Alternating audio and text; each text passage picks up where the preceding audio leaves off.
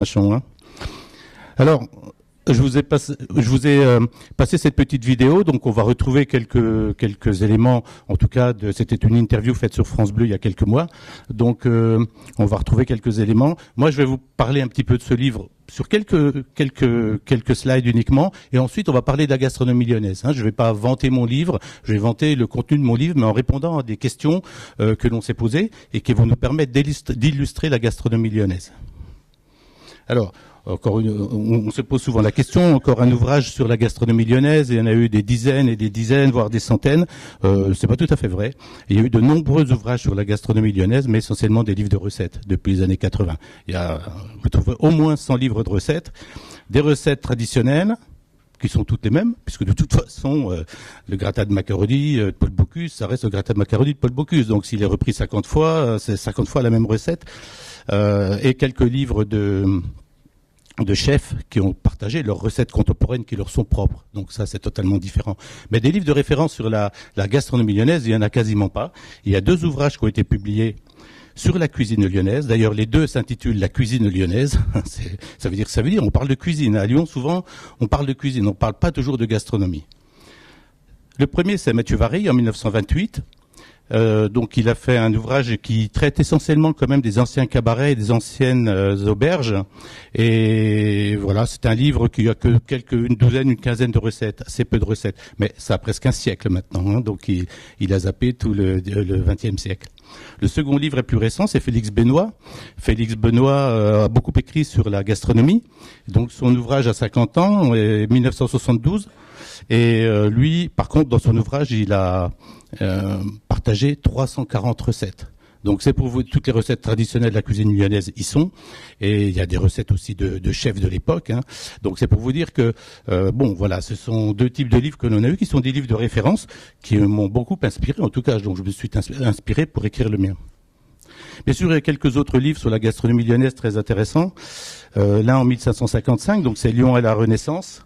La capitale de la culture gourmande au XVIe siècle, de Marie-Joseph Moncourget, sorti en 2008, lui qui est spécifique aux corporations et à tout ce qui s'est passé à la Renaissance.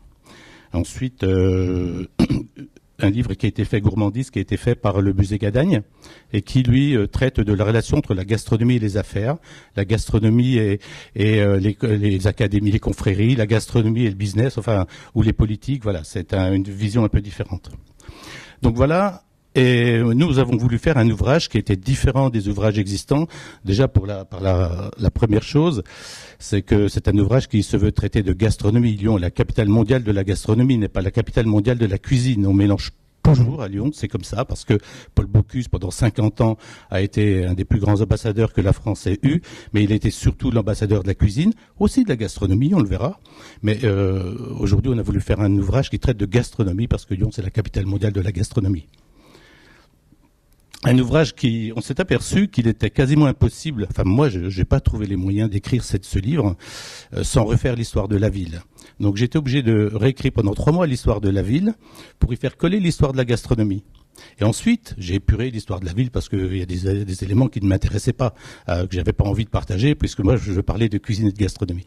Donc en tout cas, c'est ça l'originalité, c'est on le verra, hein, on va rebalayer l'histoire de la ville et pour retrouver l'histoire de la gastronomie. On veut aussi rendre hommage aux hommes et aux femmes qui ont fait cette gastronomie au fil des siècles, depuis la Renaissance jusqu'à maintenant. Bon, il y en a beaucoup au XXe siècle, hein, je vous rassure. Mais on s'est aperçu que si vous cherchez, même sur Internet, hein, l'histoire de Colette Sibilla, de la mère Richard, de tous ces gens qui sont bien connus à Lyon, vous ne trouverez pas. Il y a toujours les mêmes anecdotes, les mêmes articles, mais il n'y a pas leur biographie et comment ils sont arrivés là où ils sont aujourd'hui. Donc on a voulu réparer cet aspect et surtout rendre hommage à tous ces artisans du goût qui ne sont pas des cuisiniers. Hein. On va en voir, hein, des pâtissiers, des confiseurs, des chocolats, mais qui ont vraiment marqué la gastronomie lyonnaise. On n'est pas là pour faire la promotion d'un restaurant, mais on veut parler des hommes et des femmes qui ont œuvré pour le bien commun, pour la notoriété de cette gastronomie. Alors, bien sûr, on ne peut pas faire un livre sur la gastronomie lyonnaise sans parler des tables mythiques, les tables qui ont pour certaines 2 siècles et qui existent toujours. Il y en a une quinzaine. Hein. On a aussi reconstitué l'histoire de toutes les spécialités lyonnaises. Donc j'espère qu'on n'en a pas loupé.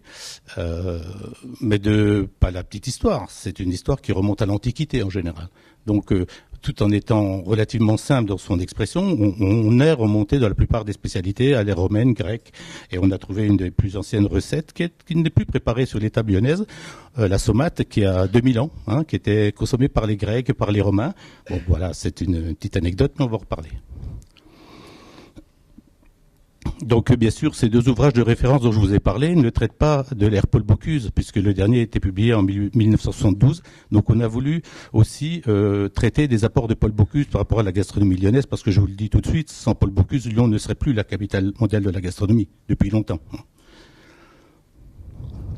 Et enfin, c'est un livre-objet, c'est-à-dire que c'est un beau livre, un bel ouvrage de 260 pages avec 180 photos, des photos d'archives et des photos qui ont été réalisées par un photographe lyonnais, Pierre Witt, qui a été missionné spécialement pour faire des photos contemporaines qu'on ne retrouve pas dans d'autres magazines, ouvrages. Donc ce sont des photos qui sont faites spécifiquement pour cet ouvrage. Et donc c'est un ouvrage où il y a toujours un dialogue entre le visuel et entre le visuel, l'illustration et le texte.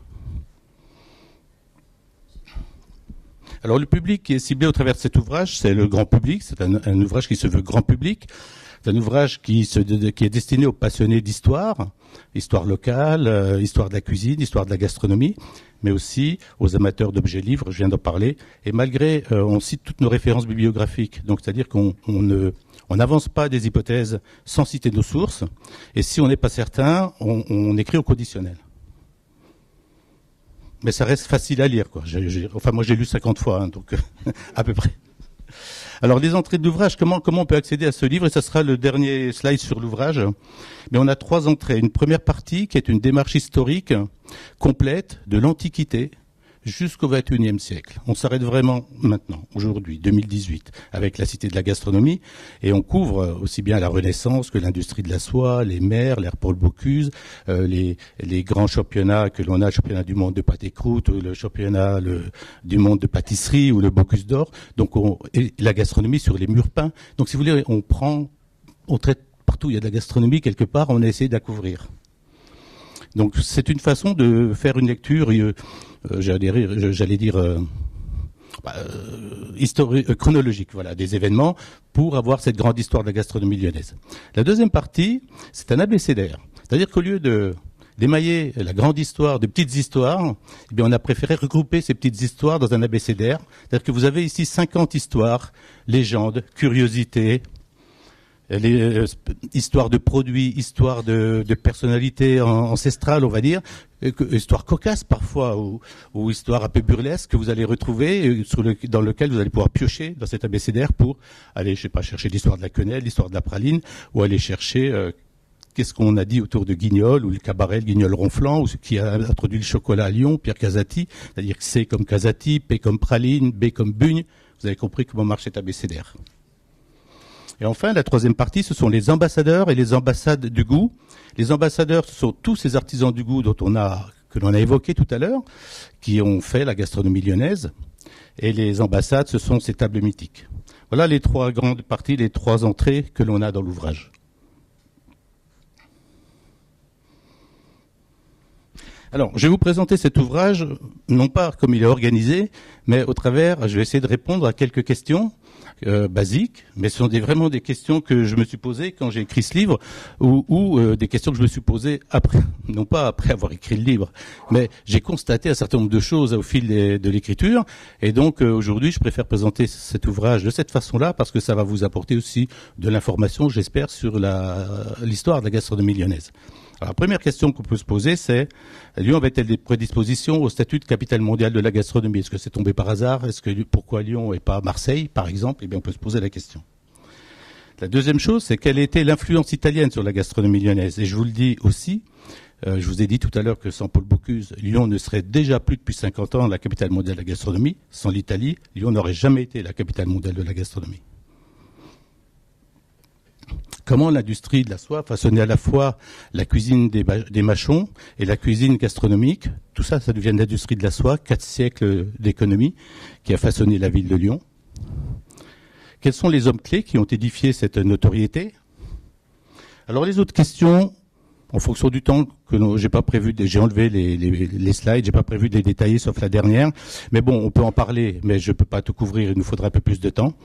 Cette notoriété est le fruit d'une stratégie bien orchestrée ou un heureux concours de circonstances. Est-ce que Lyon a tout fait pour devenir cette capitale mondiale de la gastronomie? Est-ce que c'est un coup de peau? Je vous le dis tout de suite, c'est un coup de peau. Je rigole un peu, mais vous verrez. Quel était le rôle joué par Paul Bocuse sur la gastronomie lyonnaise? Parce que non seulement il a été un grand homme pour la promotion de la cuisine française, de la gastronomie française à travers le monde, peut-être même le plus grand ambassadeur que la France ait eu, mais il a beaucoup agi sur la gastronomie lyonnaise pour sa notoriété. Et quel avenir pour la gastronomie lyonnaise maintenant que M. Paul n'est plus? Voilà. Alors je vais déjà répondre aux 4 questions, et puis les autres, on pourra apporter quelques éléments. Voilà, tout a démarré quand même. Pourquoi on parle de ça aujourd'hui? On parle de ça parce que il y a un dénommé Kurnowski qui, à plusieurs reprises, entre 1925 et 1935, a consacré Lyon capitale mondiale de la gastronomie. C'était un chroniqueur, un journaliste, chroniqueur qui travaillait aussi pour le guide Michelin. Et le guide Michelin avait édité un guide Michelin à la destination des gens qui utilisaient ses garages et ses pneus pour leur donner des bonnes adresses où loger, où héberger, où manger. Et c'est comme ça que ça a démarré. Et lui, il a lancé en 1925 un tour de France pour écrire la France gastronomique, des recueils sur chacune des provinces de France. La France gastronomique, sur le Lyonnais, la Bresse, le Dauphiné, où il recense tous les produits, les bonnes tables, les restaurants, il raconte, parce que des fois il y reste plusieurs jours. Donc voilà, alors c'est lui qui a on va y revenir, on va revenir sur cette personne, mais bon, c'est grâce à lui que tout a démarré, Kurnowski, qu'on surnommait le prince des gastronomes. Alors voilà comment je résume la gastronomie lyonnaise. Aujourd'hui, il y a 5 grands événements. La génétique de la ville. Donc, voilà. La génétique de la ville, c'était les prédispositions de Lyon à devenir cette capitale de la gastronomie. La deuxième chose, c'est les foires de la Renaissance. C'est là où tout a démarré. Le commerce, l'économie, pour Lyon, ça a été une véritable splendeur. L'industrie de la soie, c'est 4 siècles d'économie qui a façonné Lyon encore aujourd'hui. Toute notre industrie vient de la soie. La pharmacie, la chimie, le Berlier, enfin toute l'économie lyonnaise a été construite à partir de la soie, de l'argent de la soie qui est resté et qui s'est investi dans d'autres domaines. Alors, dans cette partie-là, on a une influence italienne notoire qui a duré au moins, je dirais depuis l'Antiquité, mais bon, il y a eu un gros trou au Moyen-Âge, mais je dirais de la Renaissance jusqu'à la fin du 19e siècle, du 19e siècle, jusqu'à 1894. Depuis la Renaissance, donc 1500, on va dire, jusqu'à 1894, les Italiens ont beaucoup apporté à Lyon et à la gastronomie lyonnaise en particulier. Ensuite, les années 30, parce que vous verrez, les années 30, c'est là où Kurnowski a proclamé Lyon capitale mondiale de la gastronomie, et c'est le seul moment dans toute la vie de la ville où les élites, nos hommes politiques, ont eu une stratégie autour de la gastronomie. Sinon, ils y sont pour rien de ce qui nous arrive.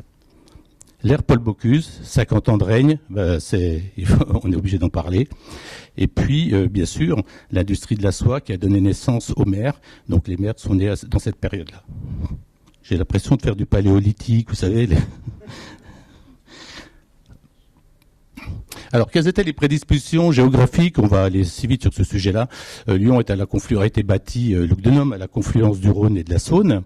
Et c'est bon, comme toutes les villes à l'époque, on les bâtissait au bord de fleuves pour permettre la circulation des marchandises, voire des hommes. Même si les fleuves n'étaient pas tous, on pouvait pas circuler facilement. C'était quand même, il n'y avait pas de route et de voie, donc c'était la meilleure façon d'assurer un approvisionnement. La deuxième chose, c'est que Lyon a été le point de départ de 4 voies gallo-romaines, et donc ça nous ramène 2000 ans en arrière, et pour relier les 4 provinces de Gaule. Et donc, c'est à cette époque-là que Lyon est devenue la capitale des Gaules.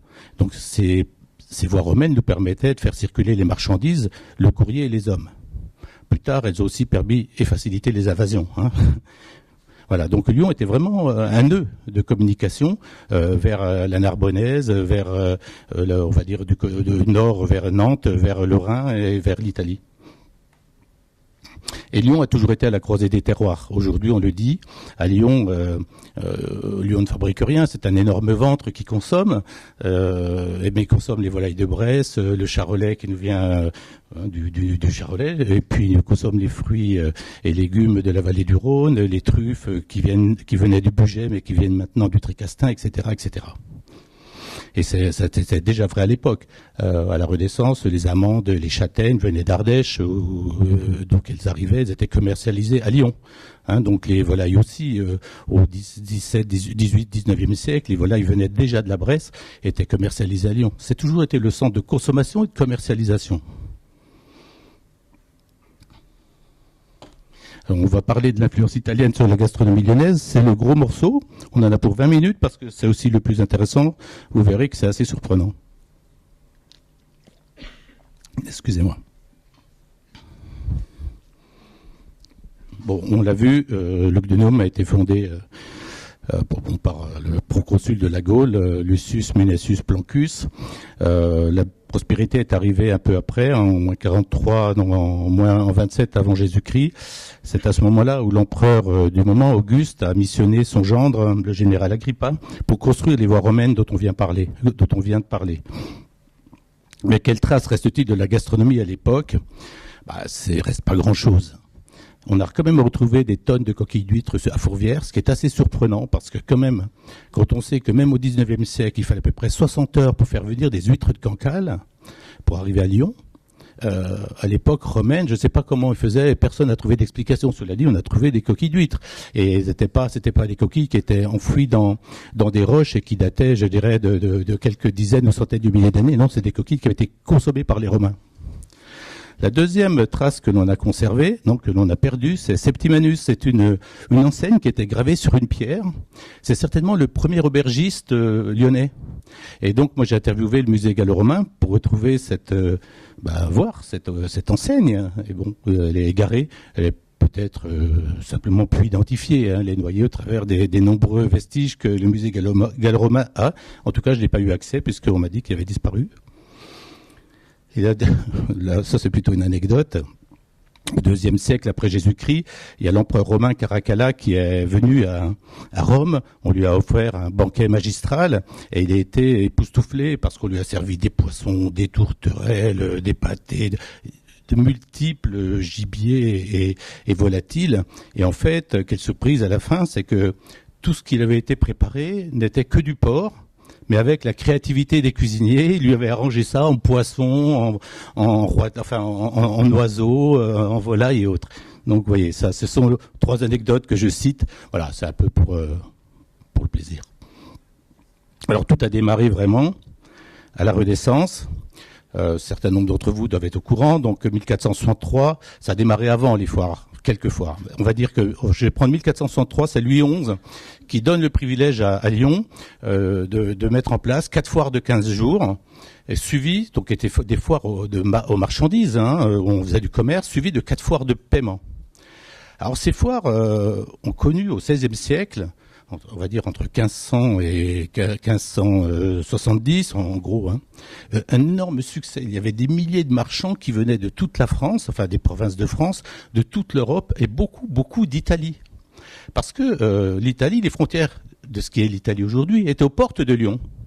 Donc Lyon était la base arrière quand on allait à l'Italie. Donc les Italiens arrivaient avec leurs marchandises qui étaient soit leurs étoffes, leurs tissus, leurs soies, leurs métaux, les épices, soit d'Odane en traversant les Alpes, ce qui n'était pas une mince affaire, soit par le Rhône.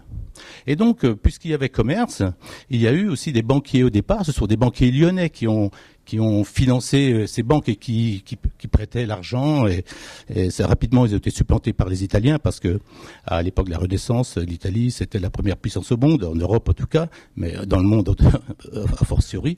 Ils excellaient non seulement dans la fabrique de la soie, mais ils excellaient dans le commerce, dans l'importation des épices, dont ils avaient le privilège exclusif. Ils excellaient dans la gastronomie, dans le raffinement de la table. Enfin bon, voilà, dans les arts, on le sait, la peinture et la musique et bien d'autres choses.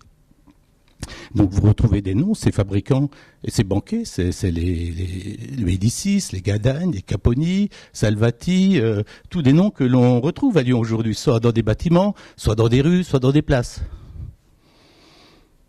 On avait en fait, pendant les foires, inventé la libre circulation des hommes, des marchandises et des monnaies.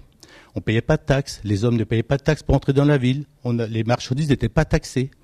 Et donc pour les monnaies, moi ça m'a épaté quand même, hein, parce que vous avez des marchands qui arrivent d'Italie, ils viennent ici avec leurs marchandises, ils vendent leurs produits à des marchands allemands. Si le marchand allemand arrive avec de l'argent pour payer, il risque de se faire détrousser. Quand le marchand italien va rentrer chez lui avec de l'argent dans sa poche, il va se faire détrousser aussi. Il a toutes les chances. Donc, ces banquiers, ils avaient prenons les Médicis, ils avaient un siège social à Florence et ils avaient une agence à Lyon. C'était simple. Le banquier, le marchand qui avait engrangé l'argent, il déposait à l'agence Médicis de Lyon et quand il rentrait chez lui à Florence, il allait retirer son argent au siège social. C'était pareil pour le client. Donc, vous voyez, on s'est peut-être perfectionné, mais on n'a rien inventé, hein. Alors Lyon est rapidement devenu, grâce à ces foires, le centre de distribution des épices au niveau européen. C'est-à-dire que les épices étaient importées par les Vénitiens et par les Génois. Mais ils arrivaient à Lyon et c'est de Lyon qu'ils étaient redistribués dans toute l'Europe. Donc c'était vraiment un grand centre de commerce des épices. Et bien entendu, toutes ces foires ont amené des marchands, des banquiers, des aristocrates, des intellectuels à Lyon. On avait aussi à Lyon des moulins sur le Rhône qui permettaient de fabriquer la pâte à papier. Tout ça, c'était des prédispositions pour avoir une imprimerie efficace. Et donc Lyon est devenue l'une des villes les plus importantes de l'imprimerie avec Paris, Anvers et Genève, je crois. Et 95% des livres étaient imprimés soit à Paris, soit à Lyon. Donc j'en ai cité quelques-uns. Le premier livre, c'est 1473, mais Rabelais a publié 2 ouvrages en 1532, Pantagruel, Gargantua, 1535, et en 1547, le tiers livre, Nostradamus, le traité des fardements et confitures, toujours au XVIe siècle. Bruyère-Champier, médecin de François Ier, a aussi publié un livre qui s'appelle L'Alimentation. Voilà, donc les foires de Renaissance, c'est vraiment quelque chose de fondamental dans la gastronomie lyonnaise. Donc je fais un petit zoom sur Rabelais, même s'il n'est pas italien. Mais Rabelais a quand même fait une photographie de la gastronomie et des spécialités de l'époque. Il a exercé la médecine pendant 3 ans seulement à Lyon, alors qu'à Lyon, on a l'impression que c'est un Lyonnais, hein. Et au bout de 3 ans, comme il était peu assidu à la médecine, il s'est fait renvoyer gentiment. Il avait bien d'autres choses à faire, hein. Donc je vous l'ai dit, il a publié un certain nombre d'ouvrages à Lyon qui ont été publiés par les imprimeurs à Lyon. Les imprimeurs à Lyon étaient tous rue Mercière, hein. Donc c'était le quartier où il y avait les imprimeurs, les éditeurs. Il y avait à peu près 600, si je me souviens bien, 600 imprimeurs, éditeurs et de personnes, enfin de sociétés qui tournaient autour de l'imprimerie. Alors vous voyez au bas les différentes spécialités qu'il cite dans ses ouvrages, hein, au XVIe siècle. Le cervelas. Alors la saumate, c'est ce plus ancien plat dont je vous ai parlé, qui a 2000 ans, qui ne se fabrique plus aujourd'hui. C'est un plat de cochonaille. Les andouilles, les saucisses, la volaille, le gras double, les tripes. Alors ça rentre dans la cuisine des bouchons, hein. Les chines de porc au pois. L'anguille, la matelote d'anguille au XIXe siècle, c'était la spécialité de la mer Guy. Donc le coq d'Inde, c'est le dindon, qui venait juste d'être importé au XVe siècle. L'artichaut, le cardon, qui sont restés dans la cuisine lyonnaise, hein, chez Mathieu Vianney, où on mange des fonds d'artichaut au foie gras, qui était la spécialité de la mer Brasier ou de la mer Fillou. Les cardons, le gratin de cardon, les beignets, qui sont certainement la première mention des bugnes lyonnaises. On va en reparler. La tourte, qui est une tarte de confiture avec des quadrillages de pâtes, si vous voyez comme on peut trouver quelque part, enfin plutôt industriel aujourd'hui, mais c'était une grande spécialité lyonnaise jusqu'à la fin du XIXe siècle. Un deuxième personnage qui a beaucoup, ça c'est mon avis, hein, c'est pas parce que d'abord on s'intéresse pas tout à fait à la relation de Catherine de Médicis avec Lyon, on s'intéresse surtout à la relation de Catherine Médicis avec la France, puisque Catherine de Médicis est arrivée en France en 1533 pour épouser le fils de François Ier, Henri II. Ils ont fait leur mariage à Marseille, mais elle avait 14 ans, donc je veux dire, elle connaissait assez peu de choses de la vie, je le dis ça gentiment, mais elle est arrivée avec, puis elle a été quand même longtemps en France, elle est arrivée avec une pléthore de cuisiniers, pâtissiers, confiseurs, qui arrivaient avec sa cour et qui se sont investis dans la cour de France. Et ils ont beaucoup apporté à la cour de France, en tout cas, ils ont apporté des nouveaux produits, des nouvelles spécialités, la dragée, je vais pas tout citer, hein, je n'ai que quelques-unes, le marron, la crème frangipane, la glace, la dragée, il doit y avoir aussi la pâte feuilletée, la limonade, l'orangeade, mais ils ont apporté aussi des nouveaux fruits et légumes, artichaut, le cardon, l'asperge, l'haricot, la courgette. Ils ont apporté aussi des outils, on va dire, pour manger, la fourchette. La fourchette, Catherine de Médicis a introduit la fourchette en 1500, au milieu du XVIe siècle, alors qu'elle n'a été vulgarisée 150 ans plus tard, à peu près. Hein. On a continué à manger à la pointe du couteau ou avec ses doigts. Bon, mais dans la cour de France, il y avait un certain raffinement, en tout cas venu de la cour d'Italie, qui utilisait la fourchette, l'assiette en faïence et le verre qui était fabriqué à Murano. Et en fait, elle était friande de ce qu'on appelle aussi je vais trop vite, les béatilles et les abats. Les béatilles, ce sont des petites choses, littéralement, ça veut dire des choses de peu d'importance. Et il y a des dames qui, au 19e siècle, portaient des béatilles sur leur chapeau. On piquait des petits oiseaux, des petites médailles, des petites choses. C'était des choses sans importance. Et en gastronomie, se sont faites les crêtes de coq, les barbillons, entre guillemets, les roubignoles, le cœur, tout ça fricassé. Voilà, ce sont les béatilles. On peut les manger en salade, en ragoût. Très compliqué à trouver aujourd'hui à Lyon. Donc la révolution culinaire s'est imposée sous Catherine de Médicis. Alors elle a surtout imposé cette révolution à la cour de France. Mais il faut savoir que François Ier est venu, je crois me souvenir, une dizaine de fois à Lyon, ce qui est beaucoup, parce qu'il menait ses guerres d'Italie en ayant sa base arrière à Lyon. Donc il venait avec sa cour, son armée à Lyon pour aller attaquer les Milanais, pour défendre les territoires pour lesquels ils étaient en conflit. Et puis Catherine de Médicis a rendu visite avec son mari Henri II, a été reçue à Lyon officiellement en 1548. Donc moi je dis nul doute que tout ce qu'elle a apporté à la gastronomie, à la cuisine française, elle en a laissé une partie à la cuisine lyonnaise. Excusez-moi. Alors les foires ont duré à peu près un siècle, sauf qu'à la fin du XVIe siècle sont apparues les guerres de religion. Les guerres de religion qui ont heurté les États, la France, l'Italie, les États entre eux, les États à l'intérieur de chaque État. En tout cas, on a rétabli des taxes à l'entrée de la ville et donc les foires ont périclité. Ces foires sont restées uniquement des foires au paiement où les marchandises ne faisaient plus que transiter par Lyon et étaient redistribuées dans le monde entier. Il y avait plus dans l'Europe, il y avait plus de foires aux marchandises qu'une foire au paiement. Donc, heureusement, comme je vous dis, Lyon a toujours un gros coup de bol. 1536, François Ier autorise 2 Piémontais, encore 2 Italiens, à installer l'industrie de la soie, à lancer l'industrie de la soie à Lyon, en plein milieu du succès des foires.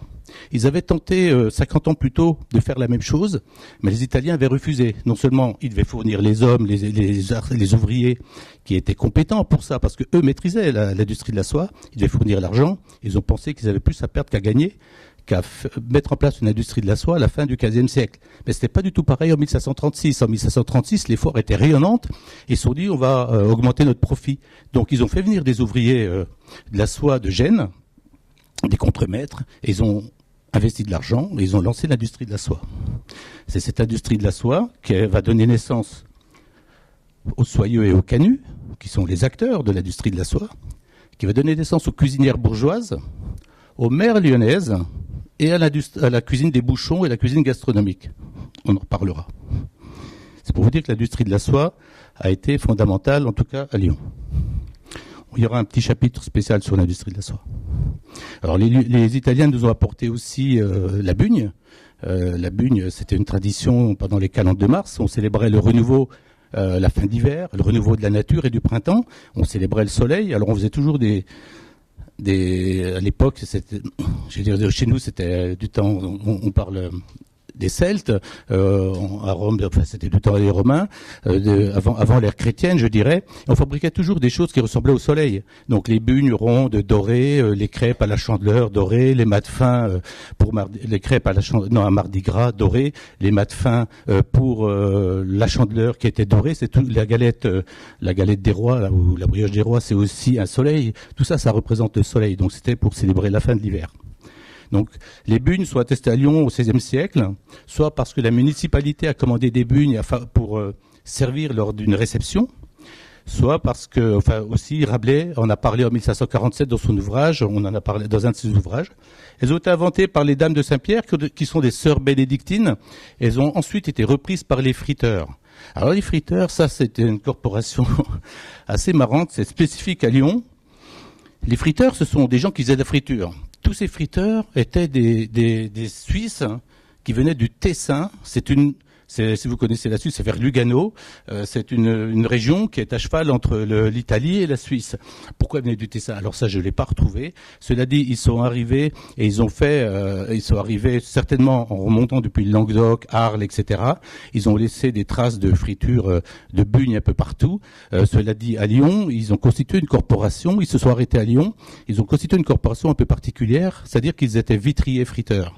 Ils faisaient de la friture, ils faisaient des bugnes le week-end, surtout l'hiver pendant Carême, mais vous verrez aussi au XVIIIe siècle, au XIXe, ils en faisaient aussi toute l'année, tous les dimanches. Par contre, la semaine, il fallait travailler. Il fallait bien utiliser le personnel et donc ils posaient des carreaux. Ils envoyaient des jeunes poser des carreaux, ils se promenaient avec le carreau dans le dos et on dit la petite histoire dit que ils faisaient passer devant eux des enfants qui avaient des lance-pierres, cassaient des carreaux pour leur dire du travail. Je ne sais pas si c'est vrai. Mais c'était une corporation qu'on ne trouve pas ailleurs. Alors, toutes ces bugnes dont on parle, celles qui sont ici, là c'est les bugnes de Richard Seff, ça. Elles sont belles, hein. Vous avez des bugnes gonflées et des bugnes plates. Alors, l'histoire de la bugne, c'est un truc de fou. J'ai changé mes propos pendant au moins 50 fois en 2 ans. Et donc, toutes ces bugnes, qu'elles soient gonflées ou plates, sont faites avec les mêmes ingrédients. Hein. C'est du lait, de la farine, du beurre, des œufs, du sucre. La seule différence, c'est en général, est-ce qu'il y a ou non de la levure. Alors, on dit que les bugnes gonflées, comme il y a de la levure, ce sont des bugnes qu'on fait chez les pâtissiers. Mais c'est pas vrai, parce qu'on en trouve aussi au Petit Vatel, qui est un charcutier. On en trouve chez Rénon, qui est un charcutier également. Les bugnes plates, ce sont des bugnes de charcutier, parce qu'ils n'utilisent pas de levure. Mais bon, si vous allez chez Gabriel Paillasson à Saint-Fond, il fait des bugnes plates. Et je crois qu'il met même un peu de crème, lui, dedans. Donc l'histoire de la bugne, c'est quoi? Quelle est la bugne lyonnaise? Eh ben, ce n'est ni l'une ni l'autre. Si vous allez à Saint-Étienne, il faut des bugnes gonflées. Et ils disent la bugne lyonnaise, c'est la plate. À Lyon, on dit non, la plate, c'est la bugne du Languedoc, c'est la merveille ou l'oreillette. Hein. Alors c'est une histoire sans fin. Et il y a un siècle, Nisier du Puy-de-Spelu, qui est un maître lyonnaise, posait déjà la question.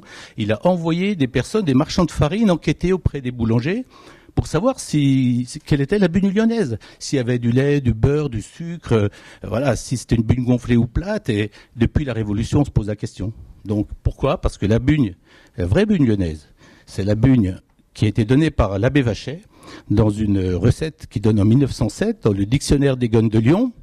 Et alors, si vous avez l'occasion de lire la recette, ça vaut vraiment le coup. Hein, on se marre à bon coup parce que c'est du patois lyonnais. Et donc c'est tout simplement de la farine et de l'eau, façonné en forme de couronne, de la taille d'un gros anneau, que les friteurs mettent à cuire à frire, et puis ils les sortent à capic en bois et les étalent devant leur devanture, qui se situait place Grenouille et rue de l'Aumône. C'est des rues qui ont été rebaptisées, mais je n'ai plus les noms en mémoire, mais c'était derrière la cité de la gastronomie, l'Hôtel-Dieu. Et donc cette bugne lyonnaise n'existe plus.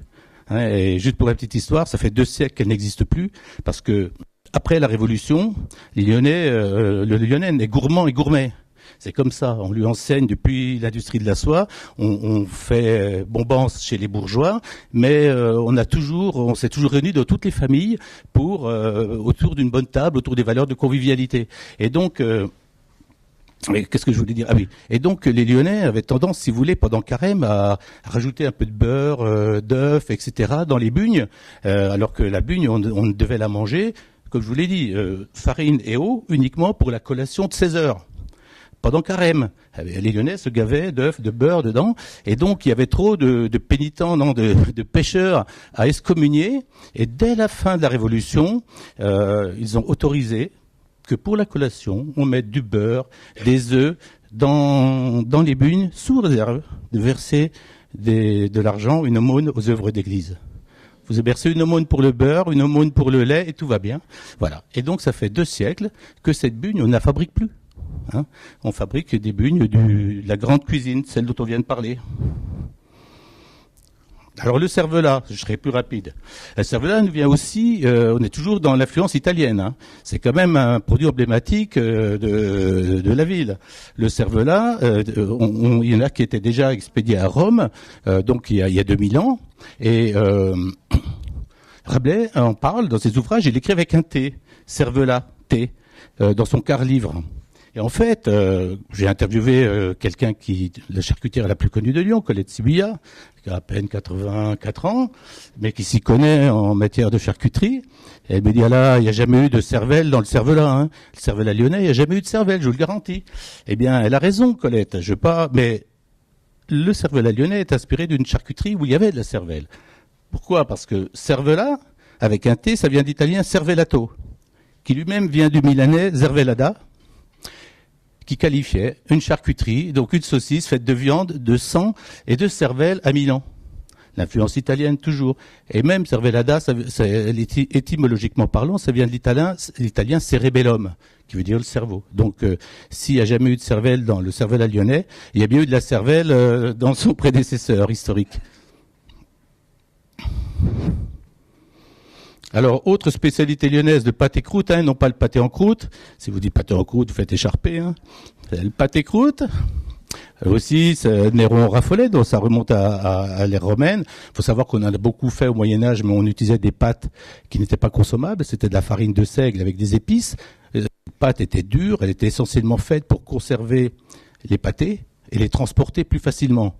Mais on ne consommait pas. On a consommé la pâte des pâtés croûtes à la Renaissance avec François Ier, qui a introduit des farines plus raffinées et des matières grasses qui ont fait que cette pâte devenait consommable. Mathieu Varry nous a expliqué dans ses écrits qu'on faisait bien à la Renaissance de multiples pâtés, de chamois, de chevreuil, d'alouette, de veau. Enfin, on fait des pâtés de ce qu'on veut, de poisson également. La quenelle, ben voilà, le quatrième pilier de la cuisine lyonnaise. Hein. La quenelle, et non pas la quenelle, eh bien on retrouve une recette qui est apparentée dans des Siberia d'Apicius au 1er siècle après Jésus-Christ. Donc vous voyez, c'est pas d'hier. Cela dit, toutes les préparations que l'on a jusqu'au 19e siècle sont à peu près pareilles. À Lyon, on appelait ça des godiveaux. C'est des sortes de boulettes. C'est fait avec des hachis de viande, de poisson. On y met de la mie de pain trempée dans de l'eau ou du lait. On y met des œufs, un peu de blanc d'œuf. Tout ça, ça fait gonfler la quenelle. Si on fait des boulettes, on met pas de blanc d'œuf, on met juste un œuf. C'est comme on fait des boulettes aujourd'hui, en fait, ni plus ni moins. Ces quenelles qui existaient à l'ère romaine, en fait, elles ont, au fil des siècles et des migrations des populations, elles sont passées par l'Allemagne. Et c'est là où ces boulettes ont pris une forme allongée et ont pris le nom de quenelle. Parce que ça vient de l'allemand Knödel ou Knöffel. D'ailleurs, on trouve en Alsace des Leberknöffel ou des choses comme ça qui sont des dérivés de la quenelle, hein, ou des quenelles de foie. On trouve toujours aujourd'hui ces produits en Alsace, mais ils sont faits comme faisaient les Romains. À Lyon, la quenelle lyonnaise n'a rien à voir avec ça. La quenelle lyonnaise, elle est née vers 1830. Elle serait née vers 1830 parce que là, je n'ai pas retrouvé, et personne à ce jour trouvé confirmation de cette affirmation. Ça serait, il y avait un 12 rue Gentil à Lyon, il y avait un pâtissier qui s'appelait François Morateur, au moment de la Révolution, on va dire juste après. Il avait un fils qui s'appelle Charles Morateur, qui lui est passé de pâtissier à s'est installé dans les locaux de son père, mais est devenu plutôt restaurateur. Bon, fils de pâtissier, il est devenu restaurateur, et c'est lui qui aurait eu l'idée de faire ses quenelles. Qu'est-ce qui se passait vers 1830? Il y avait deux fléaux qui s'abattaient sur Lyon, d'une part la pyrale qui ravageait les vignes, et d'autre part les brochets qui pullulaient dans la Saône. Il a fallu éradiquer ces brochets. Pour ce faire, on a fait de la pêche intensive, mais on ne savait que faire de la chair, que faire de cette chair de brochet. Et donc lui a eu l'idée, cette fois, de mélanger la chair de brochet avec de la panade, qui est qu'une pâte à choux. Il était pâtissier, il faisait de la pâte à choux. Il avait de la pâte à choux, il a mis de la panade et une matière grasse qui était de la graisse de rognon de veau. On peut mettre du beurre, hein. Mais lui, il a mis ça. Et la quenelle lyonnaise, elle est faite comme ça. Une pâte à choux avec une matière grasse, la graisse de rognon de veau, et avec de la chair de brochet. Après, on fait bien d'autres quenelles, mais ce ne sont pas des quenelles lyonnaises. Alors, pour la petite histoire, on baptise à Lyon, non pas à Lyon, les chroniqueurs à la fin du 19e siècle ou au début du 20e, au fin du 19e, quand ils ont regardé ce qu'on faisait dans les différentes provinces de France, on baptisait à la lyonnaise un certain nombre de plats. Tous les plats avec du brochet étaient dits à la lyonnaise, des quenelles à la lyonnaise, mais il y a d'autres plats, souvent, si c'est autour du poisson, c'est parce qu'il y a du brochet dedans. Beaucoup de plats à base de marron. On fait une dinde au marron, c'est une dinde à la lyonnaise. Pourquoi? Parce que les marrons qui venaient d'Ardèche transitaient par Lyon, c'était expédié à Paris, par exemple, et à Paris, on voyait que ces marrons venaient de Lyon. C'était pas des marrons d'Ardèche, c'était des marrons de Lyon. Pareil pour les amandes. Donc aussi, on a des spécialités à la lyonnaise de massepain qui sont à base d'amandes. On est toujours dans l'affluence italienne. Vous voyez un petit peu tout ce qu'ils nous ont donné. Alors là, je vais aller vite parce que les abats, les Romains ont toujours consommé beaucoup d'abats, hein, et ils ont été un peu oubliés à la Renaissance, au Moyen Âge, mais avec l'arrivée des marchands italiens pendant les foires de la Renaissance, ils sont revenus à triple galop à Lyon. D'ailleurs, et à Marie-Joseph Moncorgé, dans son ouvrage sur la Renaissance, nous dit qu'on a, non, c'est juste avant, donc les nombres de tripiers, les tripiers ont triplé pendant la Renaissance, hein, en l'espace de 50 ans. Il y a eu 3 fois plus de tripiers, donc on mangeait 3 fois plus de tripes. Et alors, ce qui est marrant, c'est que les bouchers débitaient les tripes, les vendaient aux tripiers qui étaient habilités à les cuisiner, qu'eux les vendaient à des colporteurs qui étaient habilités à les vendre. Donc chacun son job. Ah, c'est pas fini, hein, c'est incroyable. La glace était connue des Grecs, des Romains. Sorbet est arrivé en France par Catherine de Médicis en 1533 pour son mariage.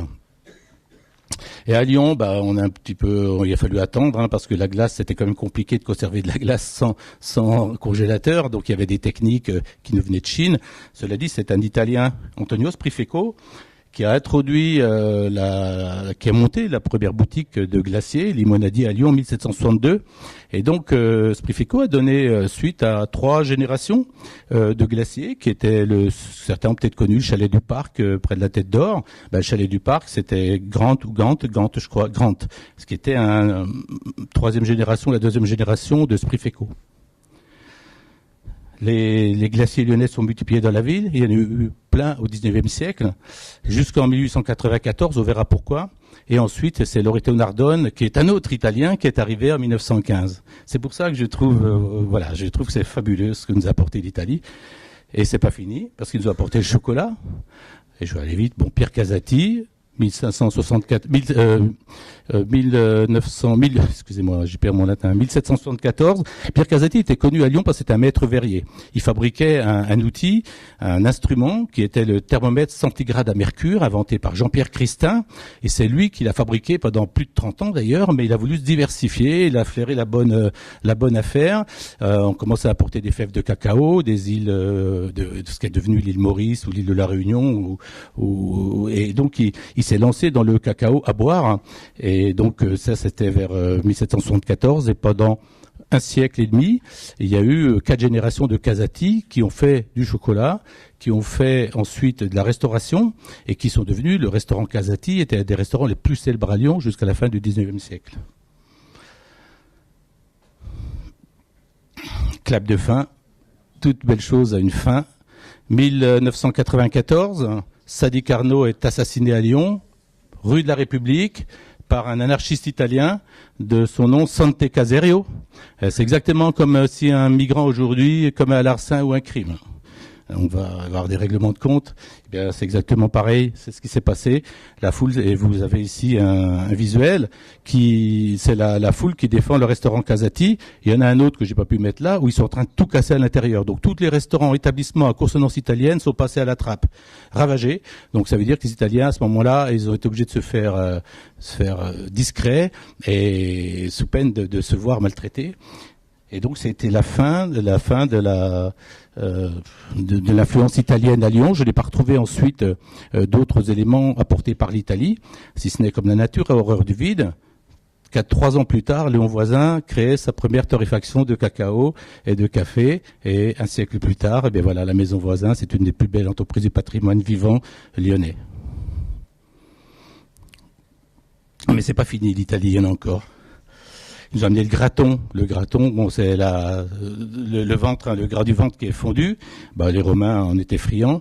Ils nous ont amené le gratin de cardon. Là, je vous l'ai dit qu'on a servi pour la première fois à Lyon pour un banquet donné à Lyon pour la naissance de la princesse Claude, fille de Catherine de Médicis et d'Henri II, en 1548. Le gratin de macaroni, et puis, voilà. Et je répète, sans Lyon, sans l'Italie, Lyon n'aurait jamais été capitale mondiale de la gastronomie.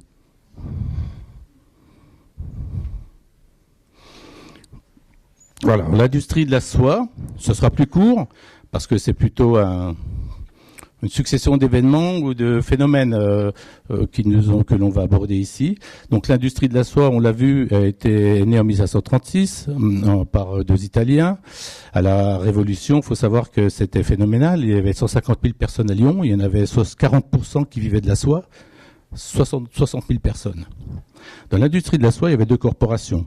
D'une part, on appelait l'industrie de la soie la fabrique. Il y avait les soyeux, qui étaient des riches négociants, une centaine de familles qui possédaient tous les biens et tout l'argent et qui passaient commande aux canuts et aux chefs d'atelier des tissus de soie. Ils leur fournissaient le tissu et ils vendaient aux aristocraties françaises les tissus de soie qui avaient été réalisés.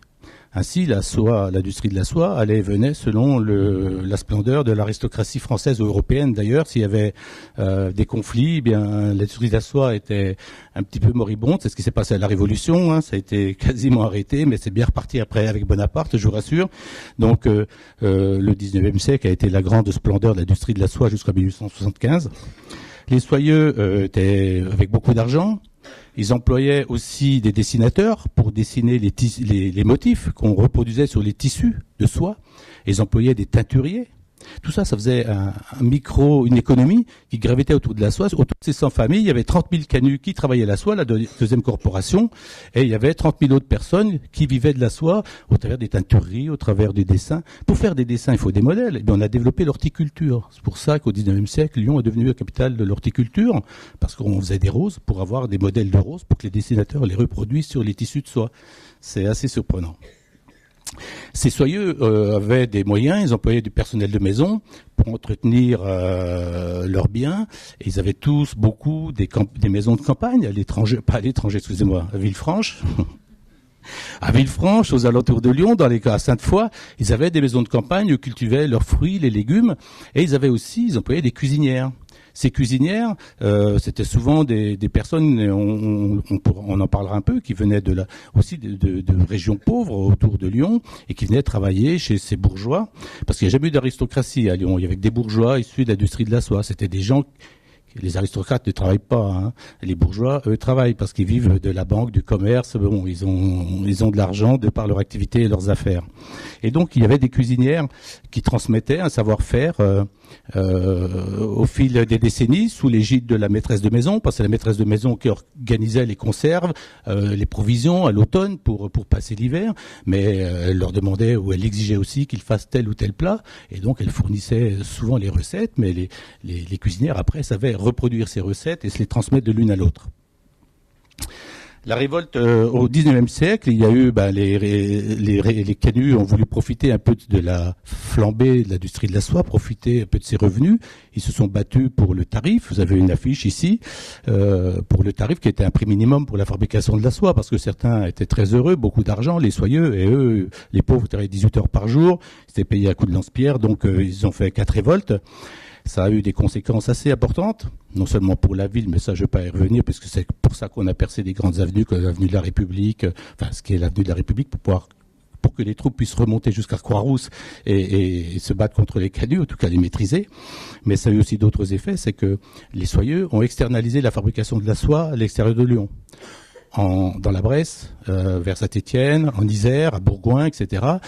Là où les gens qui travaillaient sur l'industrie de la soie travaillaient la terre, c'est un complément de revenus. Donc il n'y avait plus la concentration des 30 000 canuts et on risquait plus d'être confronté à des révoltes. Mais ce qui s'est passé en plus, c'est que j'ai tout éteint, qu'est-ce que j'ai fait à ce moment-là, est apparu 1875, est apparue la machine à vapeur, l'électricité, des choses qui ont contribué, de nouveaux métiers à tisser, des choses qui ont contribué à réduire le coût de la soie, à augmenter la productivité. Et donc, la soie a commencé à souffrir, les soyeux ont commencé à souffrir en 1875. Mais le coup de bambou a été donné en 1929. La crise économique et financière, puis économique américaine, a complètement ruiné l'industrie de la soie. C'était quelque chose qui s'est arrêté net. Et ça, ça a été. Qu'est-ce qui s'est passé? C'est que les cuisinières dont je vous ai parlé tout à l'heure, elles ont été mises à la rue. Un peu à la fin du 19e siècle, mais en tout cas, toutes, en 1930, il n'y avait plus personne qui pouvait vivre de l'industrie de la soie. Les cuisinières dehors, qu'est-ce qu'elles ont fait? Elles ont fait ce qu'elles savaient faire. Elles ont fait la cuisine. elles ont essayé, elles ont donné naissance aux mères lyonnaises. Comment ça s'est passé? C'est que ces dames se sont retrouvées à la rue. Elles n'avaient pas les moyens de racheter une affaire, elles n'avaient pas d'argent. De toute façon, elles n'avaient pas le droit. Une femme n'avait pas le droit de racheter une entreprise ou de créer une entreprise. Elles se sont donc soit trouvées des prête-noms, soit elles se sont mariées avec des marchands de vin. Alors, les unes ont embrassé la gastronomie de haut vol, parce qu'il y en a qui venaient de maisons bourgeoises où on faisait une très belle gastronomie, on cuisinait des beaux morceaux, et c'est comme ça que la mère Fillou, la mère Brasier, qui ont travaillé, on le verra, chez des bourgeois, la mère Fillou s'est mariée avec un marchand de vin, on a eu la mère Léa Castin qui va donner naissance à la cuisine gastronomique. Mais toutes les mères n'ont pas eu cette chance de faire une cuisine gastronomique. Beaucoup se sont mariés avec des marchands de vin qui vendaient du vin à porte-pot ou pour boire pot, c'est-à-dire soit du vin à boire sur place ou emporté. Et comme au 19e siècle, ils sont arrivés les cafés italiens, dont je vous ai parlé tout à l'heure, qui faisaient au début du chocolat, mais qui se sont mis du café, mais se sont mis à faire de la restauration, sont arrivés les brasseries, dont le dernier témoin est la brasserie Georges. Les gens qui venaient chercher du vin dans les cabarets lyonnais, ils allaient manger ailleurs. Donc petit à petit, c'était l'occasion qu'elles passent en cuisine, qu'elles servent un peu de charcuterie, on réchauffait les restes de la veille, on faisait un peu de cochonaille, et après on a fait une cuisine dite de bas morceaux, les tripes, tous les bas morceaux que ne mangeaient pas les soyeux, ça a fait la cuisine des bouchons. Et c'est comme ça qu'on a vu apparaître d'autres mères. La mère Coquille, elle œuvrait en 1904 à peu près, chez la mère Coquille d'ailleurs, c'est le restaurant Léon de Lyon aujourd'hui. Après, il y a eu le Gros Léon avec la mère Léon, et puis il y a eu Paul Lacombe, et il y a eu Jean-Paul Lacombe, et maintenant, ça vient d'être cédé. La mère Tacard, elle tenait aussi, il y a quelques décennies, le Café du Soleil, à Saint-Jean. Donc là, c'est comme ça que sont nées d'une part la cuisine gastronomique et d'autre part la cuisine des bouchons grâce à l'industrie de la soie.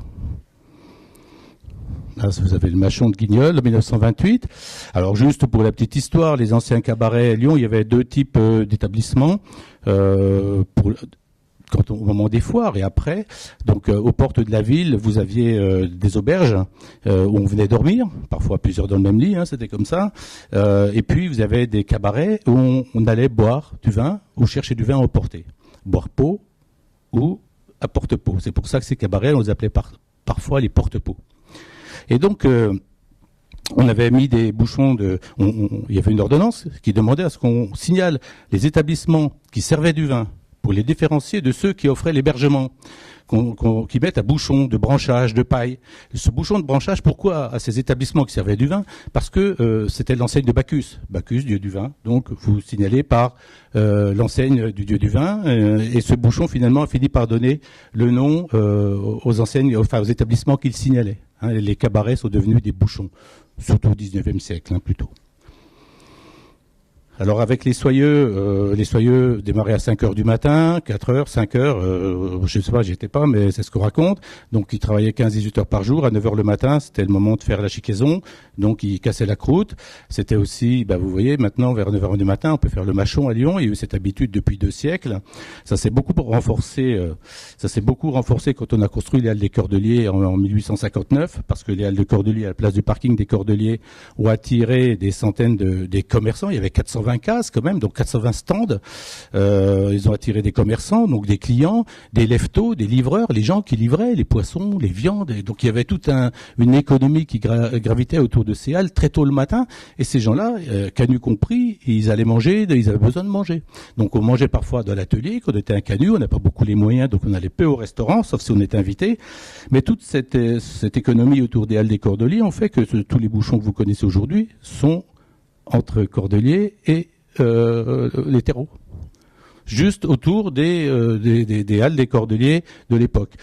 Et donc voilà, et on faisait le machon dans ces bouchons, c'est-à-dire le machon, c'est un plat, un pot de Beaujolais et une cervelle de canut, en gros un morceau de fromage que l'on prend à 9 heures le matin et qu'on partage entre amis.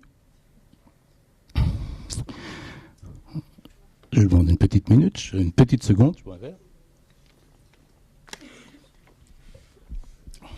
Alors, là, je ne vais pas détailler, mais je vais quand même citer un certain nombre de personnages que je considère comme les ambassadeurs de la gastronomie lyonnaise, des gens qui ont apporté quelque chose à la gastronomie lyonnaise. Certains, on remonte parfois à leur Renaissance.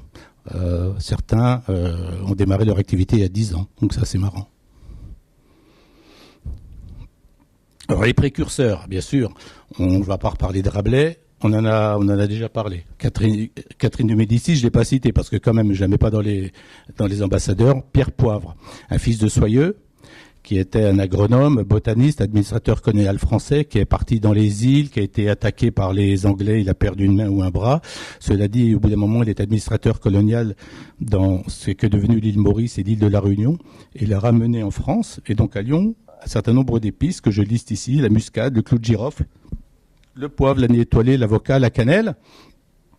C'est le prédécesseur à Armand Baudrian, en quelque sorte. Pierre Casati, on en a parlé, il a introduit le chocolat à Lyon, 1774. Antonio Sprifeco, il a introduit la glace, 1762 ou 62.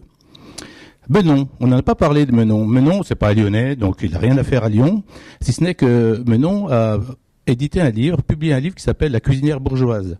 Il a fait sa première édition à Paris en 1746. Et il a fait une réédition à Lyon, 1783, voilà, si je ne m'abuse. Et dans ce livre, vous retrouvez toute la cuisine traditionnelle lyonnaise.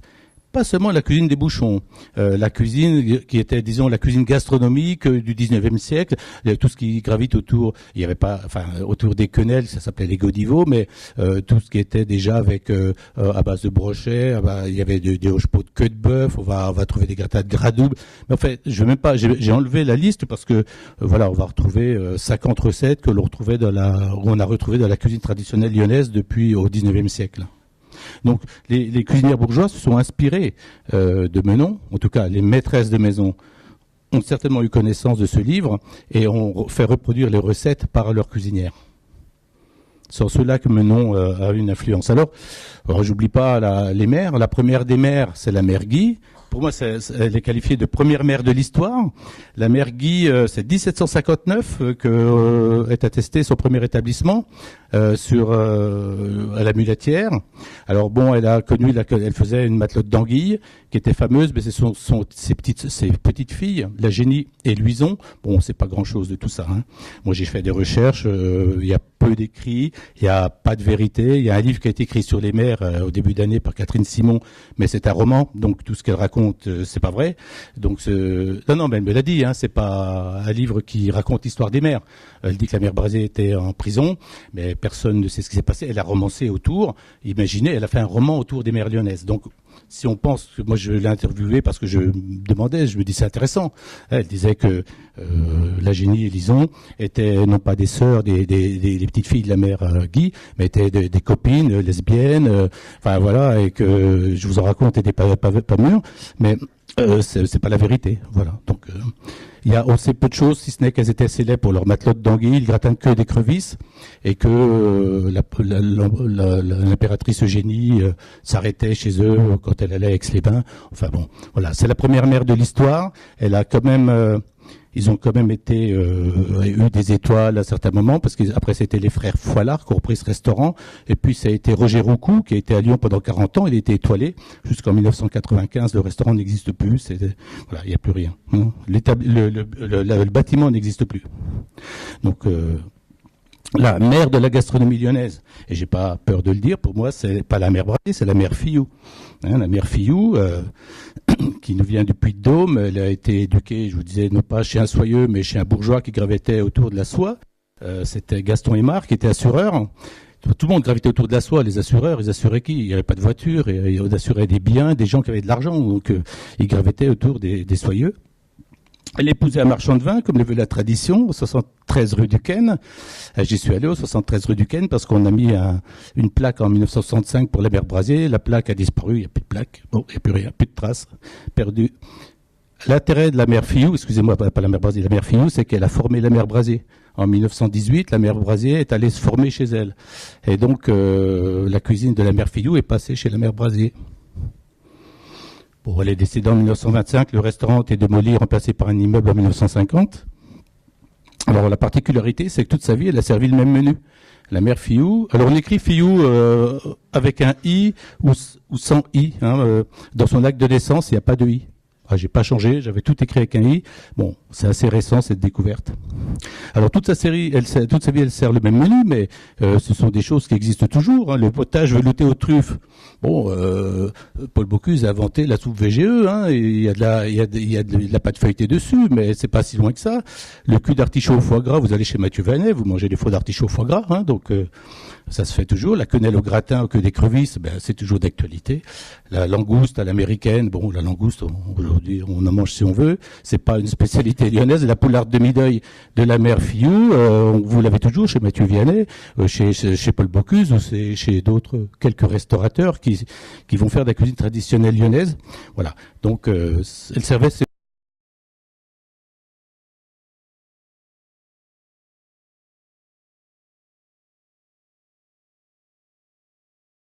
de bravoure extraordinaire.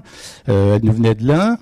Une fille, elle était placée à 10 ans, donc une famille assez pauvre. Elle était fille-mère à 19 ans, donc on lui a retiré son enfant, on l'a obligée à aller travailler. Elle est allée travailler chez un fabricant de pâtes, un autre, pas bourgeois qui gravitait à la soie, mais les pâtes Milla. Donc, puis chez la mère Fillou vers 1918, alors il y a toujours eu un conflit entre les deux, surtout quand la mère Brasier était célèbre. Et donc la mère Fillou disait, mais attendez, la mère Brasier, elle a jamais su faire la cuisine, chez moi elle faisait la plonge. En attendant, elle est restée 3 ans à peu près, je crois. Elle avait l'œil parce qu'elle a reproduit toute la cuisine de la mère Fillou. Hein. Si elle n'était pas cuisinière, en tout cas, elle a su très vite cuisiner. Elle voulait récupérer son fils, Gaston. Il avait, je crois, 7 ans.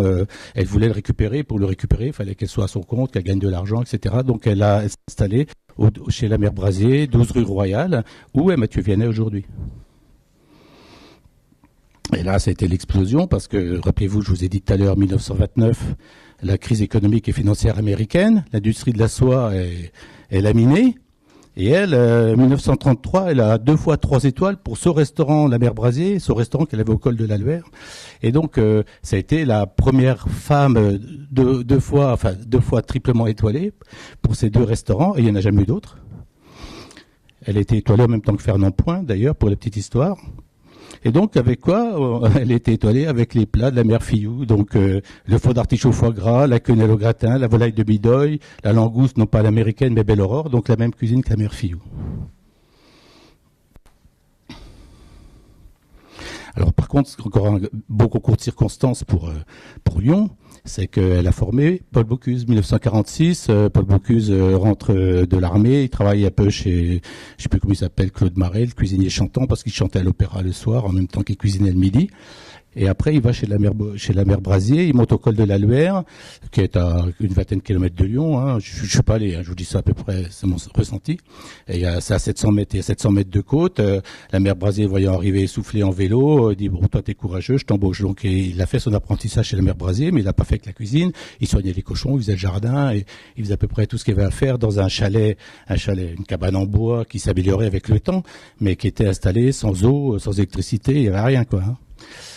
Donc, mais bon, il a appris à la cuisine de la mère Brasier, et ça c'est un point important parce que la transmission s'est faite de la mère Fillou à la mère Brasier à Paul Bocuse. Bon, après, le restaurant de Col de l'Albert a été vendu, je sais pas. Alors les autres mères, faut pas les oublier quand même. On a la mère Brigous et ses tétons de Vénus à la Doria. Ça c'était au 19e siècle. Les tétons de Vénus à la Doria, c'est une sorte de quenelle en forme de sein. Et donc, c'est une quenelle en forme de sein remplie d'un salpicon de truffes et de champignons. Et la spécialité, c'était servi pour les enterrements de vie de garçons, bien sûr. Et donc, les tétons de Vénus à la Doria, les jeunes mariés ou ceux qui allaient se marier allaient enterrer leur vie de garçon chez la mère Brigous, puis après chez le père Charguenot, qui avait pris sa succession et qui faisait les tétons de Vénus à la Doria. Ça n'existe plus. Hein. Il n'y a plus de tétons de Vénus. Là, par contre, il y a beaucoup de spécialités pâtissières, charcutières à travers la France qui ont une forme de sein. Vous avez des saucissons en forme de sein, vous avez tout ça. Bon, je ne vais pas raconter la légende, mais tous viennent d'une même légende. Tante Paulette et le poulet à l'ail, la mère Bijan et la sole au gratin, la mère Pompon et son canard à l'orange, la mère Léa, son gratin de macaroni et son tablier de sapeur. Le restaurant de la mère Léa existe toujours, un peu au-dessus de Bellecour, là, place Antonin-Gourjus. Non, elle n'a pas inventé tablier de sapeur, c'était sa spécialité. Tablier de sapeur, en fait, on faisait, ça s'appelait le tablier de Niafron avant à Lyon. C'était un morceau de la panse de la vache, le bonnet, qui ressemble à un nid d'abeille, qui était cuit, pané et frit après à l'huile, enfin à la friture. Et le maréchal de Castellane, qui est venu au 19e siècle, je sais plus, 1860, à Lyon, qui était commandant dans le génie, ou qui avait un grade haut placé dans le génie, a comparé ce tablier, qui une fois grillé ressemblait au tablier de ses sapeurs. Dans le génie, ils ont des tabliers, genre de tablier en cuir. Et donc c'est devenu le tablier de Niafron, est devenu le tablier de sapeur. Donc c'est le maréchal de Castellane qui lui a donné son nom, mais la spécialité existe depuis longtemps. Et les autres mères, la grande Marcelle, la mère Bisolon, qui ne faisait pas la cuisine, entre autres. Hein, la mère Bisolon, elle a fait un peu de cuisine. Mais elle est surtout connue parce que c'était la mère des soldats. Et pendant la guerre de 14, elle avait un estanco, une buvette près de Perrache, et elle servait à manger, à boire aux soldats qui rentraient de la guerre, qui étaient de passage à Lyon. Elle a refait ça à la guerre de la Deuxième Guerre mondiale. Malheureusement, elle a été assassinée par un cambrioleur, un voleur. Alors, parmi les ambassadeurs, quelqu'un qui est important, c'est Kurnowski. On en a parlé. Je ne vais pas détailler plus que ça mais bon. Voilà, il est dit, n'hésitons pas à le dire, à l'écrire, à le proclamer. Lyon est la capitale gastronomique du monde. Ça, on est en 1925, dans ses écrits sur la France gastronomique. Il revient, voilà, ça, c'est les raisons, mais bon, je vais pas épiloguer. Il revient en 1934 à Lyon, parce que après la fin de l'industrie de la soie en 1929-1930, la mer Brasier qui a eu 2 fois 3 étoiles en 1933, la ville se dit mais qu'est-ce qu'on va faire? 60% la moitié de notre économie dépend de l'industrie de la soie, et même plus, parce que tous les gens qui travaillent dans l'industrie de la soie dépensent par ailleurs. Donc il fallait trouver un relais à l'industrie de la soie. Et en fait, c'est le seul moment où les élites ont eu une idée soumise par Kurnowski, par d'autres, Petrus Sambardier, un journaliste, qui était d'allier le tourisme de montagne, qui est en plein développement, avec la gastronomie. Et c'était un concept qu'ils avaient. Et puis, 1933, la mer Brasier à 3 étoiles. 1934, il revient, et Kurnowski revient à Lyon, et il consacre Lyon à la sortie d'un dîner chez Vétard, capitale mondiale de la gastronomie. L'année suivante, il publie un livre qui s'appelle Lyon, capitale mondiale de la gastronomie. Alors là, enfin, ça y est, les journalistes parisiens parlent de Lyon comme la Mecque de la bonne chère, capitale du bien manger. Et la Lyon, capitale mondiale de la gastronomie, c'est enfin ancré dans les esprits à Lyon. Et les Lyonnais, les journalistes lyonnais qui vont revenir à Lyon pendant la guerre, parce que Lyon a été, je suis pas spécialiste, mais pas dans une zone non occupée. Et donc ils sont venus de Paris, ils ont quitté Paris pour venir à Lyon, ont découvert aussi cette cuisine, cette gastronomie lyonnaise, même si les moments de la guerre n'étaient pas des moments où on faisait beaucoup de gastronomie, mais il y avait toujours cette culture. Voilà. Là, je ne vais pas les détailler, ce sont des chefs d'avant-guerre, ce sont les gens qui, pendant cette période, la décennie 1930-1940, certains un peu après, ont assuré le service autour de la cuisine, en tout cas à Lyon. À la fin, ici, vous avez Johannes Nandron, la maison de Nandron. Il y a eu aussi Gérard Nandron, après son fils, qui était le premier meilleur ouvrier de France en 1949 en cuisine, en province. Premier meilleur ouvrier de France en cuisine, en province. C'est lui qui a poussé Paul Bocuse à s'inscrire au concours de meilleur ouvrier de France. Jean Vignard, Marius Vétard, qui a été le président des Toques Blanches en 1936, et il était en tout cas le cuisinier attitré d'Édouard Herriot, qui était président du conseil.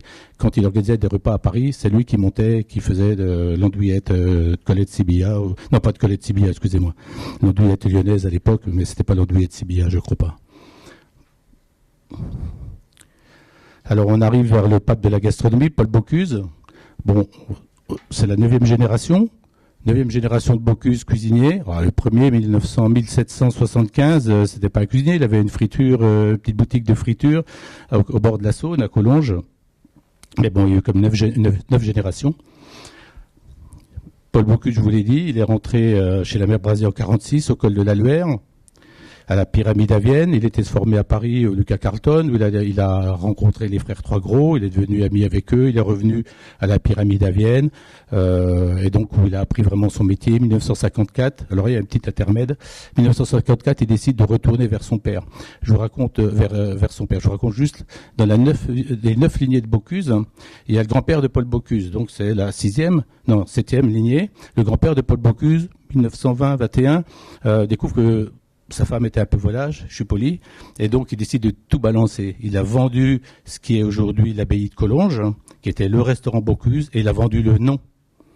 Et donc, le père de Paul Bocuse, cette fois, qui s'appelle Georges Bocuse, c'est son grand-père qui a fait ça en 1921. Son père, qui est Georges Bocuse, qui travaillait chez Léon de Lyon, avec Paul Lacombe.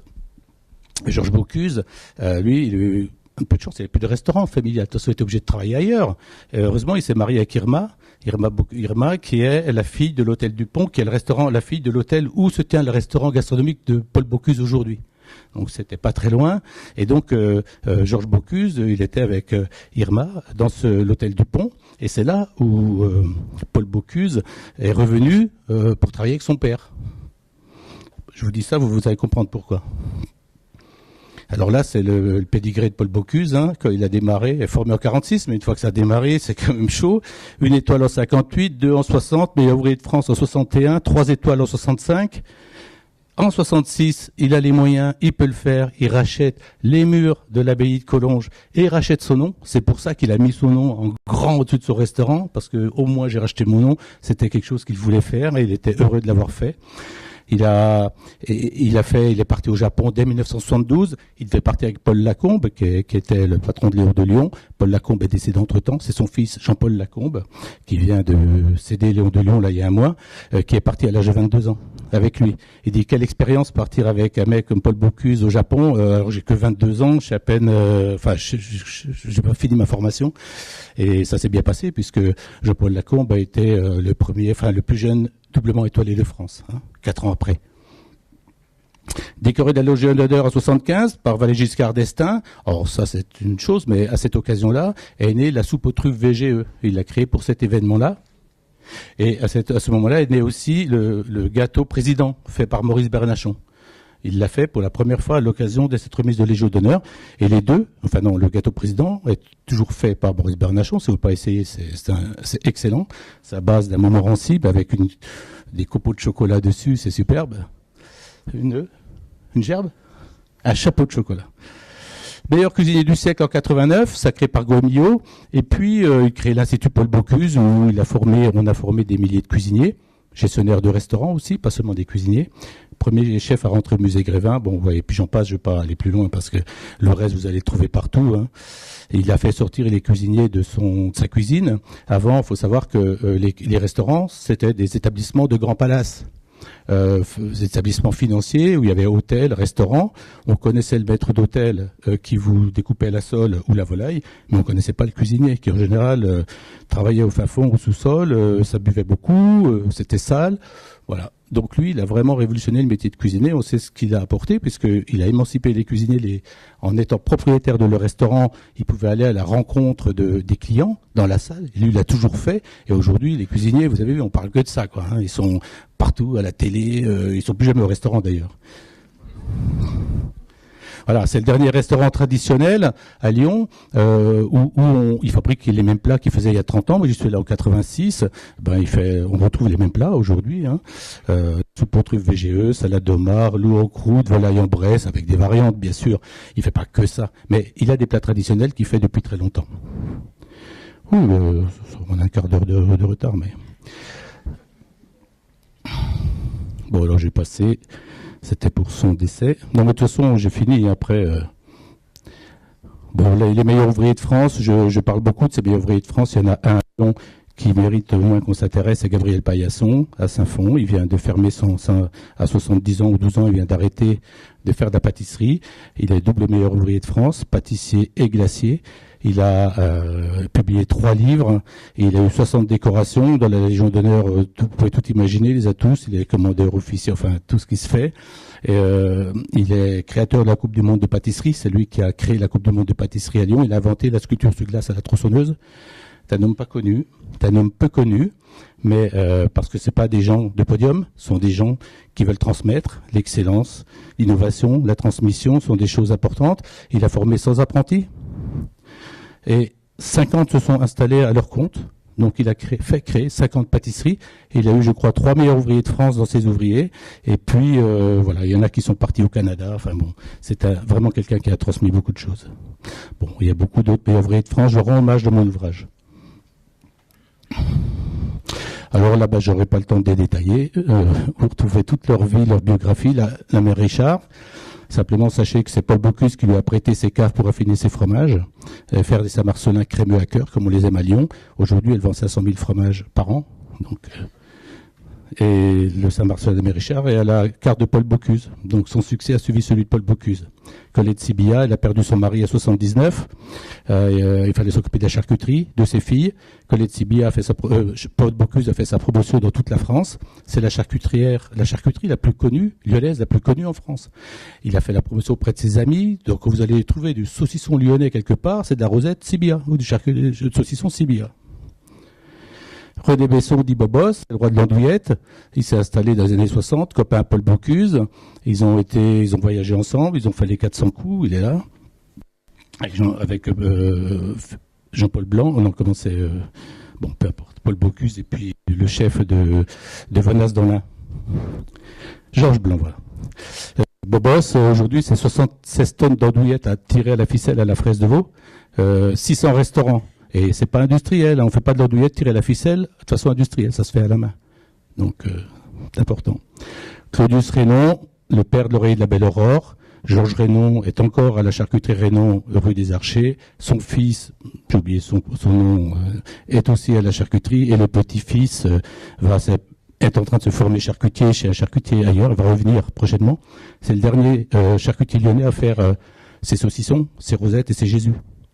Les autres, c'est fini, il n'y en a plus. Ils se servent tous chez des salaisonniers. Voilà. C'est le dernier qui fait ses saucissons, qui les fabrique, qui les sèche chez lui. Le saucisson de Lyon, on le trouve plus que là. En parlant des charcutiers. Maurice Bernachon, j'en ai parlé, c'est le chocolatier le plus célèbre au Japon. Léo Voisin, on en a parlé aussi un petit peu, mais bon, c'est les garants de la papillote traditionnelle à Lyon, hein, parce que sinon vous mangez que des papillotes Révillon, 400 millions de papillotes par an, avec de l'huile de palme. Non, il y en a des bonnes. Mais bon, je suis allé chez les voisins, tout est fait à la main. C'est fabuleux, ils ont fait 30 boutiques, mais tout est fait à la main. Gabriel Paillasson, on en a parlé. René Nardone, ça fait un siècle que la famille Nardone a pris la succession, on va dire, de Sprifeco et nous fait les meilleures glaces de Lyon. Hein, il y a d'autres glaciers qui sont installés depuis 10 ans, mais René Nardone, c'est Loreto Nardone, son père, qui est arrivé en 1915. Hein. Georges Duboeuf, baron du Beaujolais Nouveau, copain à Paul Bocuse encore. Voilà, ils sont allés au Japon ensemble. 12 millions de bouteilles de Beaujolais en 2004 pour le Beaujolais Nouveau. Ça vous parle ? Alors, Beaujolais Nouveau, c'est pas de la gastronomie, hein, mais le Beaujolais est réputé dans le monde entier. Il y a beaucoup d'appellations qui aimeraient bien avoir la notoriété du Beaujolais. Parce que maintenant, il suffit de faire de la qualité pour que ça puisse revenir. Bon, il faudra encore un peu de temps, parce que la qualité commence à être là, hein, maintenant. Armand Badourian, bon, je vais pas aller plus loin. Pascal Bonhomme, intéressant. C'est le patron du Café du Soleil, qui, ne trouvant plus de bonne quenelle à Lyon, avec le patron Jean-Louis Manoa, le patron du Mercière, ont décidé de s'adresser à un charcutier dans le Beaujolais. Ce charcutier, Michel Pêtre, est décédé rapidement. Eh bien, lui, s'est lancé dans la fabrication de quenelles pour son restaurant. Donc, au Café du Soleil, vous trouvez des superbes quenelles qu'il fabrique lui-même, mais il a fait un laboratoire européen. Et il fait maintenant 70 tonnes de quenelles par an, fabriquées, moulées à la main et pochées à la main. Donc c'est fait une par une, à l'écumoire et tout. Voilà, et il livre 20 authentiques bouchons lyonnais et 120 restaurants à Lyon. Donc ça vous dit, voilà, si ça vous parle. Alors voilà, j'ai fini. Hein. Une question que l'on peut se poser, c'est stratégie bien orchestrée au concours de circonstances. Vous l'avez vu, il y a pas de stratégie, ça a toujours été un concours de circonstances. L'effort de la Renaissance, l'industrie de la soie, Paul Bocuse qui est passé chez la mère Brasil, enfin tout ça, c'est une succession par les années 30. Quel rôle a joué Paul Bocuse sur la gastronomie? Je vous l'ai dit en filigrane, vous avez vu qu'il a tous les ambassadeurs, à part la quenelle, la papillote et la praline, je n'ai pas vu, partout j'ai trouvé planer l'ombre de Paul Bocuse. Il a fait la notoriété des autres spécialités lyonnaises, en tout cas au XXe siècle. Bon, je ne vais pas rentrer là-dedans, on n'a pas le temps. Voilà, quel avenir pour la gastronomie lyonnaise? Je ne vais pas le détailler non plus. Vous trouverez ma conclusion dans mon ouvrage si vous voulez. Moi, je pense que Lyon n'a jamais été autant la capitale mondiale de la gastronomie, parce que il y a une tradition du bien manger qui est ancrée dans les familles, ancrée dans les affaires. Lyon, c'est la seule ville où on se réunit pour faire des affaires, alors qu'ailleurs, on se réunit pour manger une fois qu'on a signé des affaires. Et à Lyon, non, on fait des affaires autour de la table. Et le Lyonnais est gourmand gourmet, j'ai dit 3 fois, parce que ça lui est enseigné très jeune dans la maison à la table familiale. les Lyonnais se forment dans toutes les académies. Il y a d'innombrables académies de goût. Ce ne sont pas des confréries connues, mais ce sont des académies où se réunissent les gourmands de tout poil pour passer un bon moment autour de la bonne chère et de la convivialité. Aujourd'hui encore, il y en a beaucoup.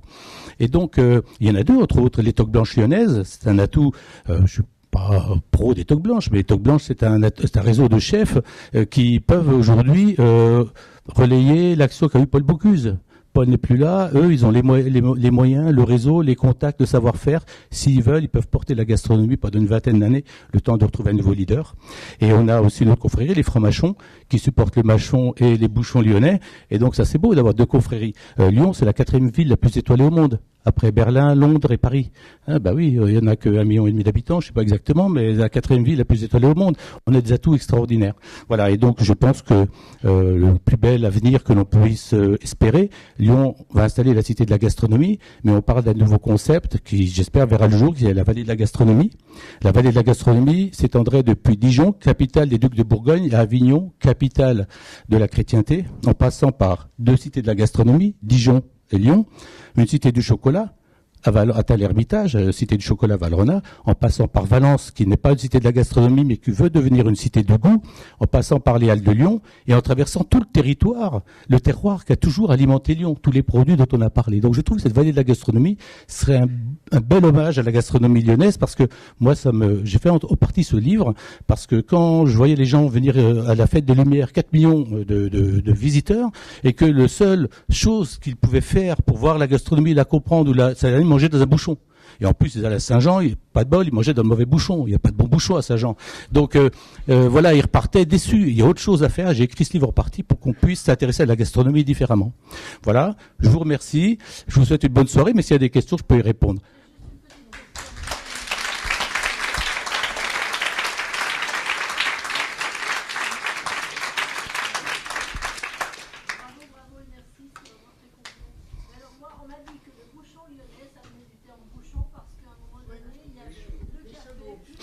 Ouais, alors, ok, non, celle que je vous donne est une vraie définition. Simplement, il y a une alternative où elle est très plausible, celle que je vous ai donnée. Après, il y en a une autre qui est le colporté, qui dit que oui, parce qu'on bouchonnait les chevaux. Et donc, moi, je suis pas d'accord, mais ça n'engage que moi. D'ailleurs, dans mon livre, je le dis. Pierre Grison, qui est un chroniqueur lyonnais au Progrès, qui a écrit beaucoup sur la gastronomie lyonnaise, a balayé ses hypothèses du revers de la main. Donc j'ai été dans le même sens et je lui dis, voilà, on n'est pas d'accord, mais on ne sait pas le prouver. Parce que dans les cabarets, on mettait peut-être les chevaux, mon avis, ça c'est mon avis personnel. On allait dans les auberges pour coucher. Si on arrivait à cheval, il fallait bien héberger les chevaux, mais on n'allait pas pour coucher avec les chevaux. Donc je ne vois pas ce que les chevaux allaient faire dans les cabarets. Et donc j'ai bien réfléchi à ça. Les chevaux n'avaient rien à faire dans les cabarets. Donc le cabaret, je vous expliquais l'enseigne de Bacchus, c'est mon avis, mais je dis pas que j'ai raison, et donc on peut garder les 2 hypothèses, parce que voilà, mais on ne sait pas les démontrer. D'accord? D'autres questions? Non, ça va, allez-y. Hein. Ah oui, j'ai pas eu le temps de parler de la cervelle de Canut, oui, bah oui. Non, j'ai pas eu le temps. La cervelle de Canut, c'est simplement parce que les Canuts n'avaient pas vraiment le moyen de manger. À tous les repas, ils mangeaient du fromage blanc avec des herbes. Et c'est vrai, ils mangeaient à bout de merluchon et des herbes à matin, midi, soir. Et d'ailleurs, je cite des gens qui relatent cette façon de manger. Et ils en mangeaient tellement qu'on a dit que c'est la cervelle de Canut parce que c'est tout mou. Voilà, ils étaient mous de la cervelle, c'est tout mou. Bon, ça peut... Mais il y a d'autres anecdotes autour de la cervelle de Canut que je raconte dans mon ouvrage, mais... Oui, mais quand on pense qu'à l'Hôtel-Dieu, c'est pas un Lyonnais et un Français qui va venir, c'est quand même triste. Bon, j'ai pas d'avis sur le sujet. Il faut demander à la mairie de Lyon qui a fait le choix. Je sais pas si c'est triste. Je sais pas. De toute façon, sinon, ça allait être à Lyonnais, c'est Gilles Evans ou des gens qui sont déjà appliqués dans tout ce qui se fait à Lyon. Peut-être qu'un regard différent peut avoir un intérêt. C'est un gestionnaire, mais j'ai pas d'avis sur le sujet, parce que je l'ai constaté comme vous il y a 15 jours et... Bien, je vous remercie à tous de votre assiduité et merci beaucoup. Bonne soirée, bon retour. Si vous voulez le livre, je vais aller les dédicacer. On vous l'achète là directement? Parce que j'ai fait 3 librairies avant de venir.